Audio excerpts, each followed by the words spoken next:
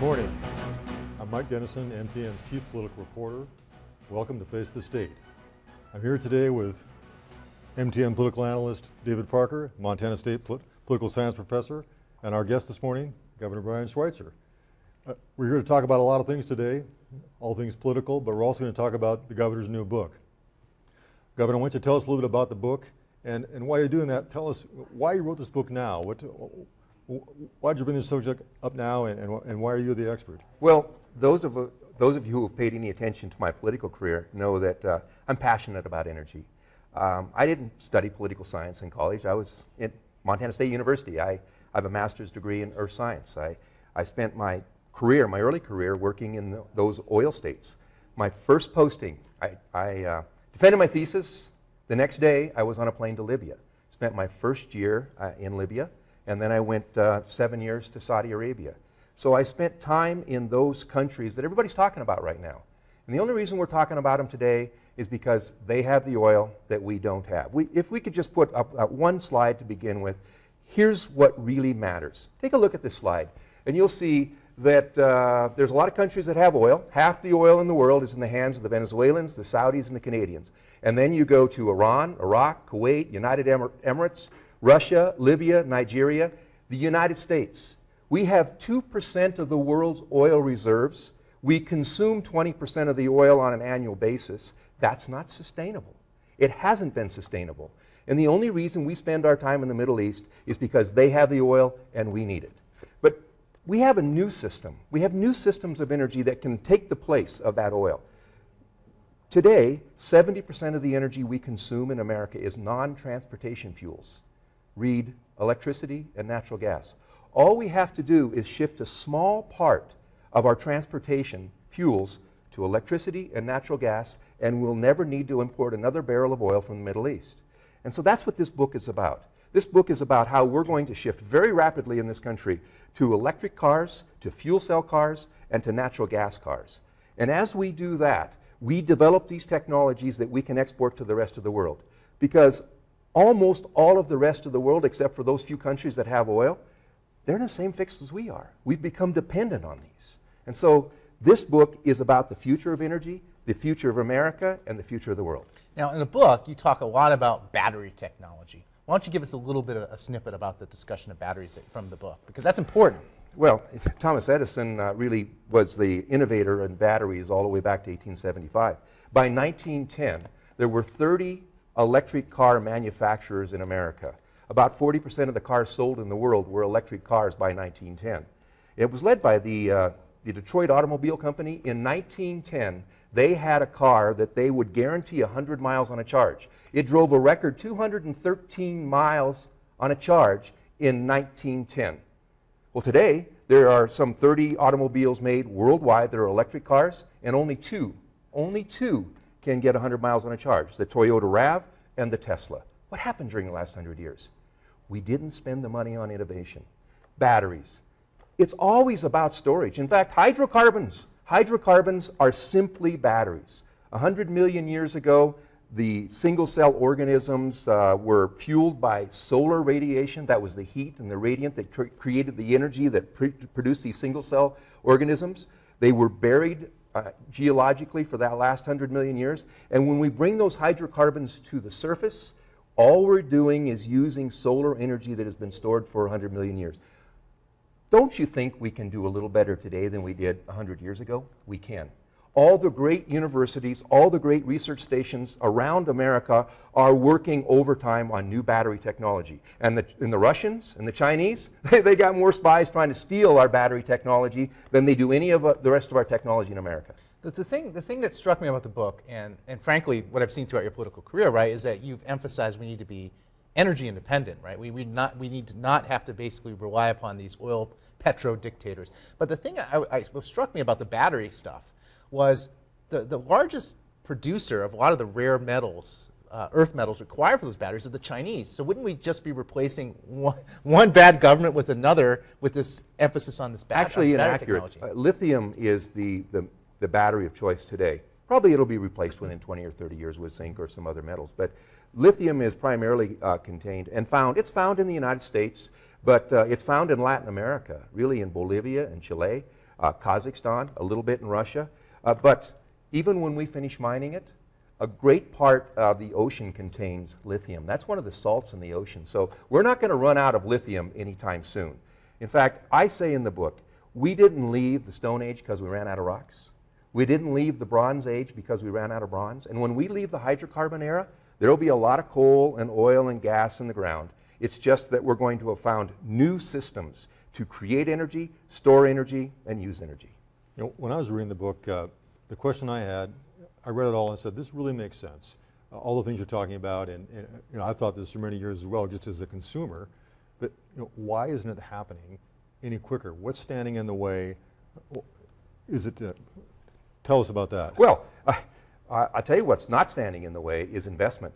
The two biggest investors in battery technology on the planet today are Elon Musk and Tesla, and Warren Buffett and BYD. Those are the two people that are investing more money in actual battery and electric car technology than anybody else on the planet. And if you're betting against Warren Buffett and Elon Musk, don't go to Las Vegas because you'll be broke. So another point that was made in the book is that you talk a little bit about fracking, right? Obviously, that's an important part of the Montana economy out in the eastern part of the state. And an important part of natural gas. And natural gas is going to be replacing imported oil. So, of course, one of the big controversies is about the fluids, you know, using fracking, and a lot of it gets pumped down into the well to bring up those natural gas. But some of that comes back out and can be and is often stored in ponds for eventual removal. But what's the possibility of those ponds with that fracking fluid affecting the environment, either through leakage or for wildlife, you know, flying onto it and landing there? Actually, what I suggest in the book about those chemicals is, number one, that the oil companies have got to disclose what they're putting down there. I say that society gives them the right to extract the minerals. We don't give them the right to put whatever chemicals whenever they want down. I also say the solution here is that we have marker chemicals, and the technology exists so that every individual oil company or drilling company would have their own marker chemical. So if there's ever a mistake in the future, if there's ever a leak, we know whose door to knock on. Okay. Yeah. I'd also like to go back a little bit to the discussion about, you know, what's standing in the way of this. I mean, you talked about this in the book as well, about utilities. You know, here in Montana, we know that the utilities are completely opposed to net metering, and oil companies as well don't like electric cars. How do we get beyond these very powerful forces that are saying, we don't want to do this, and if we do it, we'll do it on our terms whenever we please? I call the American electric utility industry the Stalinist model of business. Joseph Stalin, some call him a communist, some call him a socialist, but no, it was a Stalin model, which is this: I control this place, and you, my buddy, you get to have the truck monopoly, you get the car monopoly, somebody else got the bread monopoly, and for 50 years in Russia they didn't innovate or change anything because the only customer you had to please was Joseph Stalin, the government. Well, the American electric utility industry, we granted them monopolies, geographic monopolies all over this country. There's 100 of them or so, and they actually only have to please the politicians. They don't have to please you, the customer. And so when you, the customer, say, I can actually produce electricity on my rooftop, which is true in 80% of the rooftops in America with solar energy, I can produce it cheaper than you, the utility, can deliver it. Oh, the utility doesn't like that model. And let me show me the next graph here. Just bring this up and I'll show you why the electric utility industry in America is so nervous. They're nervous because this is all the way back to 1940. The price of electricity delivered to your home and business increases at about 3.5% per year. It's a steady march. I'm not complaining. Look, bread and beer and other things that you buy, the shirt on your back, they increase by 3.5% per year. But let's go to the next one. And this is why they are concerned in the American electric utility industry. The next chart's going to show you that the value of solar panels has dropped so rapidly that just 1978 it was $80 a watt. Today it is 80 cents a watt to put those solar panels on your roof. Now, at the same time that you have the electric utility industry increasing by 3.5%, you've now dropped the price of solar panels that on 80% of the roofs in America, you can produce your own electricity cheaper than they can deliver it. Aha, but here's the catch. What are you going to do at night? So with net metering, the consumer says, I'll produce it during the day, and I will send that electricity to you. By the way, almost all of America, electricity in the middle of the day is worth a lot more than in the middle of the night because that's when we consume the most. And actually, when these brokers are buying and selling electricity, sometimes electricity is worth 4, 5, 6 times as much in the middle of the day as it is at night. And so these utilities are actually getting electricity from you when you do net metering pretty doggone cheap. But you have to have the utility because they're your battery at night. You've still got to be connected to that utility because what are you going to do about a battery at night? Well, here's the next problem. Bring up that next slide. The price of lithium batteries are dropping as fast as those solar panels. So that today, on many, many places around the country, you can buy lithium batteries and replace your utility. So what happens to the model of the utility when people start cutting the wire? Generating their own electricity, storing it in their own battery, and they say, I don't need the utility. As they start cutting the wires, fewer and fewer customers are going to be paying for those installations. That means the price of the electricity will go up even faster. Unless the American electric utility industry thinks of a new model, they're going to become the Lehman Brothers and the Pan Am of the future of business in this country. So what's the policy solution to make this a reality? That's the key. Time of use metering. Listen, I say in the book that people are on the defensive. All over this country, utilities have allowed net metering, which means to say if you produce electricity in the day, it goes to the utility and they'll trade you kilowatt hour per kilowatt hour in the night when you need it, right? Well, now the utilities are rethinking that. They're saying, no. I'll tell you what, we'll buy it from you for half and sell it to you back for twice as much. I don't know how that's fair, but that's what they want to do. Unfortunately, consumer advocates are on the defensive. They're saying, no, we want to hold on to this. No. What we ought to do is say to those utilities, this is capitalism. There ought to be time of use metering. About 25% of the meters in America are these smart meters, so that you can buy electricity at different times in the day at different prices. It drives consumers to make the right decisions, to use electricity at night on their dishwashers and their clothes dryers and other appliances. Use less in the day, use more at night. It means they don't have to build new transmission, new generation. You need time of use. We need real-time pricing so that the value of my electricity when I produce it on a rooftop is actually 3 or 4 times what it is at the next night. We cannot allow the American electric utility industry to tell us what to do. They're a monopoly. They're supposed to serve us. And if they can't get that right, you're going to put up solar panels, you're going to use lithium batteries, and it'll be the end of the American electric utility industry.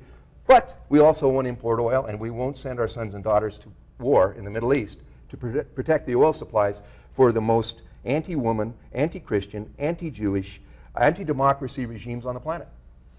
Well, but we come to 2017 at the Montana legislature, and let's say you're governor. What would be the 1 or 2 things that you would do to start moving us toward this reality that you'd like to see? Well, I absolutely would be full on in opposition to what Northwestern Energy is going to attempt to do, which is to get rid of net metering.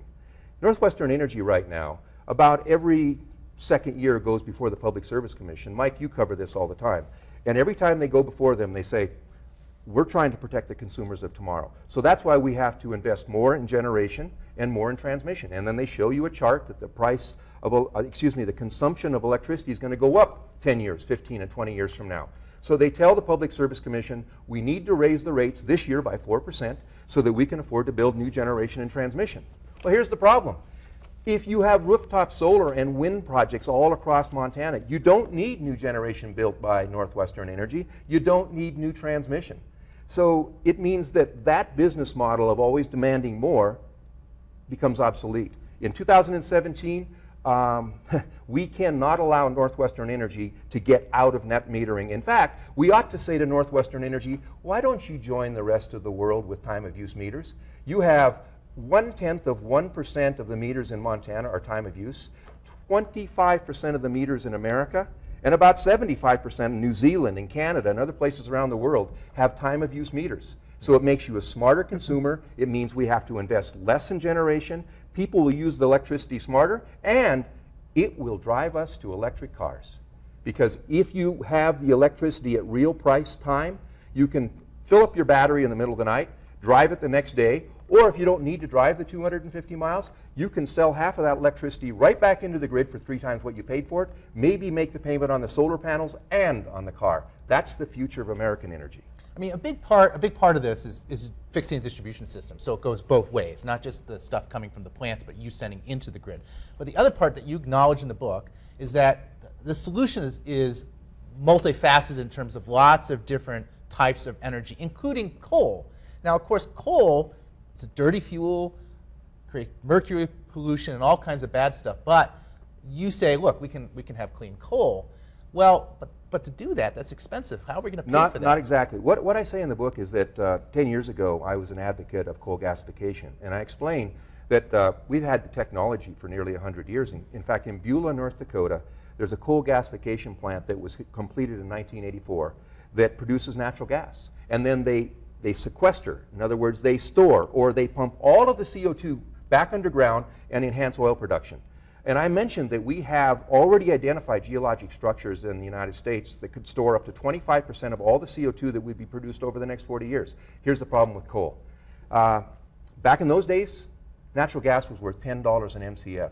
Today it's worth $3 an MCF, and it costs $7 to gasify coal. Coal's got a problem because there's cheaper energy supplies. Solar's cheaper, natural gas is cheaper, and as these coal plants reach their age of obsolescence, people aren't replacing them. 10 years ago, 52% of the electric supply in America was coal. Today it's about 35%. I predict it'll be about 22% in another 10 years. So that's bad for the Montana economy, though, right? Well, listen, ultimately, not politics decides this. The winners and losers will be decided by the economy. What's cheapest? Capitalism decides this. What is the best buy?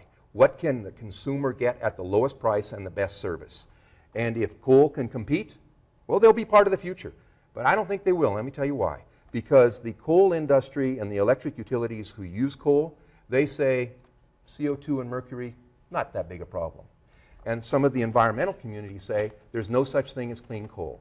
So on one side they say no such thing as clean coal. The other side says there's no such thing as a problem. That means coal probably isn't going to be a big part of the future. Okay.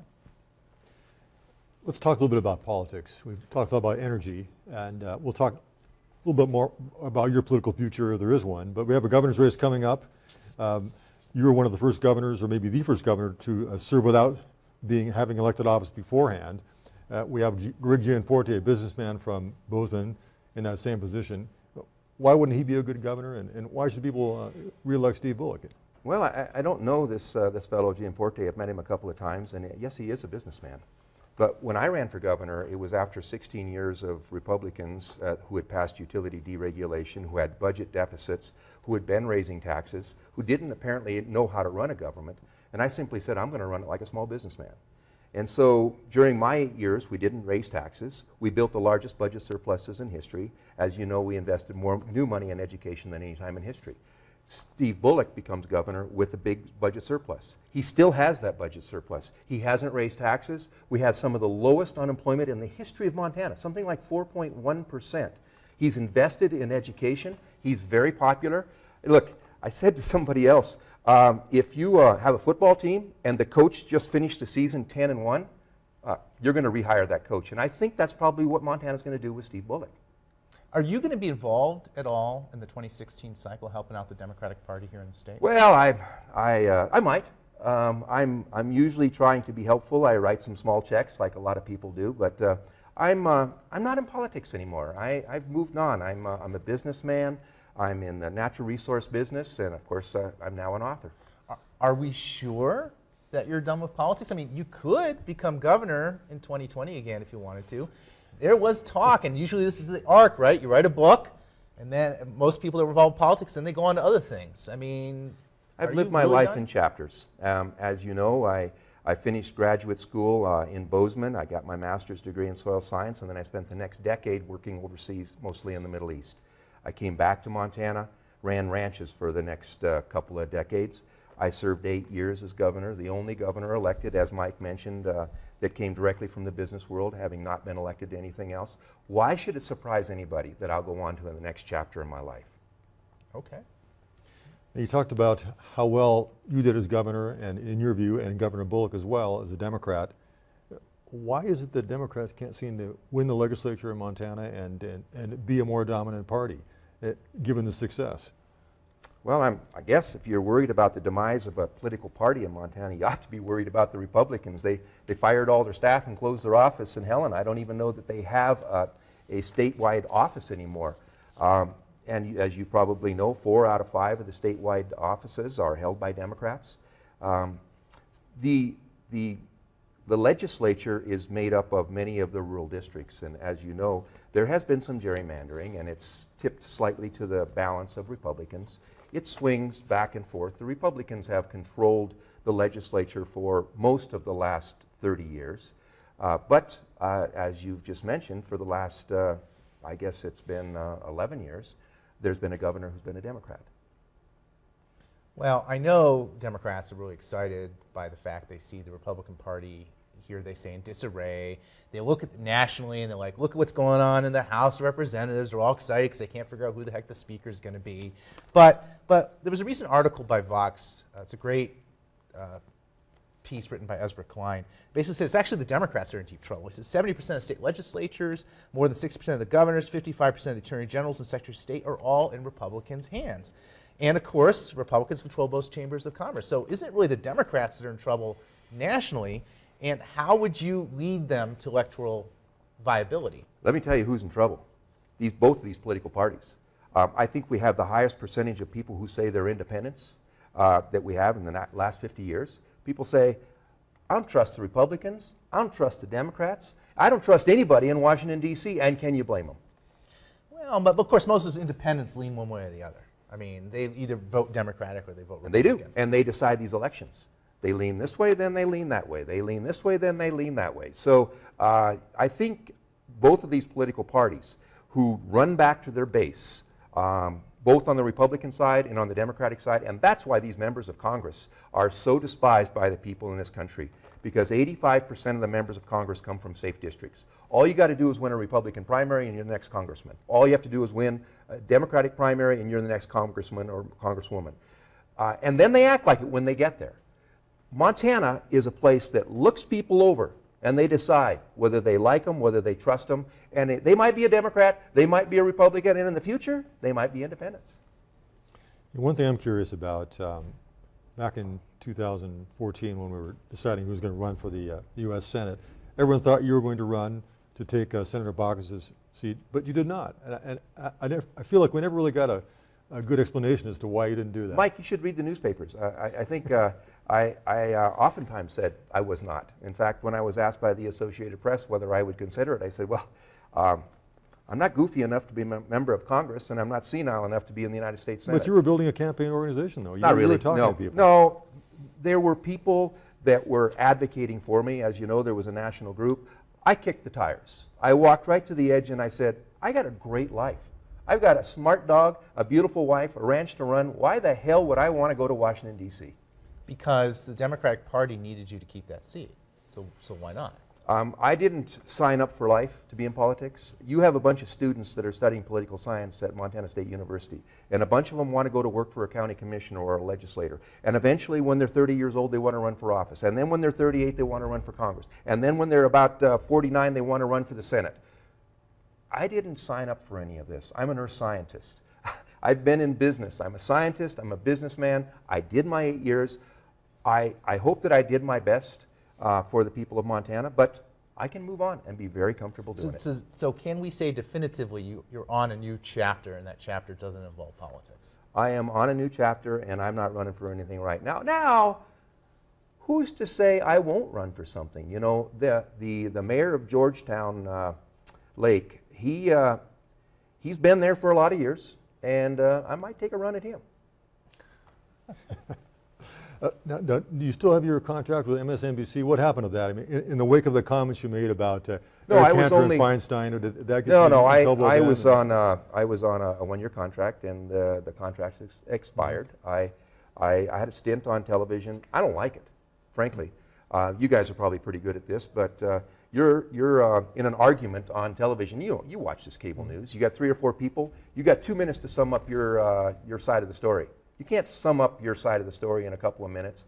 I didn't like it. I didn't like traveling back east, and so I'm all done with that. But you were in the national press a lot. People were calling up, visiting your ranch, and what was going on there? I don't know. People call up and they want to come and visit me. In fact, if you want to come and visit me, and we were just talking, you want to come up and see me in Georgetown? Hell, I'll show you around. You want to come up and see my ranch? I'll probably make you do a little work, and when you get done, you'll have a few calluses on your fingers from putting some fence posts in. I'm not afraid of a little work. Yeah, but those people didn't just show up on your doorstep. I mean, there must have been something going on that you were soliciting that in some way. No, I wasn't doing anything. In fact, people said, well, we think you're going to run for president. I didn't tell anybody I was running for president. I didn't run for the United States Senate. I mean, you know, people want to come and see me. I've got opinions, as you know. You're asking me for my opinions today, and I believe that this discussion that I have about energy is the most important discussion that we have in this country. It's driven us to the longest war in American history. We've been at war in the Middle East now longer than the Civil War, World War I, and World War II combined. And I'm watching this debate that's going on in these congressional races and the presidential election. Nobody's talking about getting out of these wars. I am. I'm talking about it because we don't need their oil. Fine, you write this book. New president comes in office, let's say it's Hillary Clinton, let's say it's somebody else, it's a Democrat, let's say, and they call you up and say, Brian, I want you to be Secretary of Energy. Would you do it? I can't type with all my fingers. I type with just my thumbs. I wouldn't be much of a secretary. Well, let's talk about presidential politics then. Yeah. Who are you supporting for president? Haven't picked anybody yet. Martin O'Malley, as you may well know, we served as governors together. He's a friend of mine. I think he would be a great president. I see that the clown bus on the Republican side is pretty full right now. Who in the heck knows who wins that? It looks to me, honestly, like this is Hillary Clinton's race to lose. I think she's going to win the Democratic primary, and unless demographics change a lot between now and the presidential election, she'll probably win the election and be the next president. Are you comfortable with her being the Democratic nominee? Probably wouldn't be my first choice. Because I believe elections are about the future. And the problem with both Jeb Bush and Hillary Clinton is they want to talk about the future, but everybody wants to ask them about the past. And we need people who can articulate a future vision for this country. We need people to say how your life will improve, how your kids are going to get a better education, how your kids are less likely to go to war, how we're going to bring the price of energy down, how we're going to create jobs for the next generation. And as long as we are carping about what happened 5 and 10 and 20 years ago, we're not talking about the future. We're getting down to the end of our show here, but one thing I wanted to ask you about, you were talking about Hillary Clinton and who's running for president. How is that going to affect Democrats in Montana who want to portray a different image than probably nationally? Is there any concern among Democrats here about who's at the top of the ticket? No. I think the last time, you correct me if I'm wrong, but I think the last time that a Democrat won in Montana for president was LBJ. So it's been a long time. Republicans probably going to win in Montana. There won't be much of a presidential campaign here. Republicans know they've got those electoral votes, and Democrats know they don't. Well, on that note, thinking about moving forward, how well do you think the Democrats are going to do here in the state? And we have about 30 seconds left in the election. Well, I think that Steve Bullock in particular has demonstrated that he is a good fiscal manager. I think he has managed the legislature quite well. I mean, there's actually 3 parties in the Montana legislature. There's the Democrats, there's the Republicans left, and there's the Republicans right. I think that he's managed to put a coalition together between the Republicans left and the Democrats, and that's the way he's run this state, and that's what Montanans expect. Somebody to stand in the middle, knock some heads together, and get things done. He's done it. Thank you, Governor. We've been talking with Governor Brian Schweitzer on Face the State this morning on MTN. I'm Mike Dennison, MTN's Chief Political Reporter. Thank you, and see you next week. You've been watching Face the State. We got the new TemperFlex, and it's got the spring and bounce of a traditional mattress. You sink into it, but you can still move around. And now that I have a TemperFlex, I can finally get a good night's sleep. I flop down on the bed, and it's just like, oh, this is perfect. I can sleep now through the night. Change your sleep. Change your life. Change to Tempur-Pedic. Better tomorrows start tonight at Denver Mattress, your Tempur-Pedic elite retailer. Come in and get fitted for your new Tempur-Pedic today. Monday, nothing cuts deeper. It's acting. You're not that good of an actor. I know you don't mean that. Then the truth. Turns out I had 1 sperm sample left. Petra stole it, inseminated herself, and now she's pregnant with my baby. What the? Jane the Virgin. All new this Monday at 9/8 Central on the CW.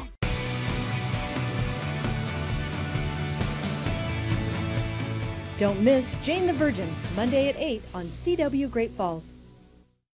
Mike Rollins and KRTV. Fair, accurate, to the point. So tonight after The Good Wife. CBS Sports.